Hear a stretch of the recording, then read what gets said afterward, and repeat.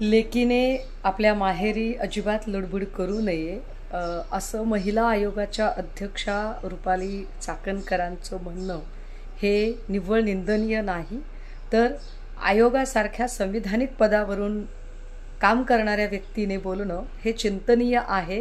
कारण ज्यांना एकल अपत्य आहे आणि ती मुलगीच आहे, अशा अपत्यांनी आपल्या वृद्ध मातापितांची काळजी नाही घ्यायची तर कुणी घ्यायची।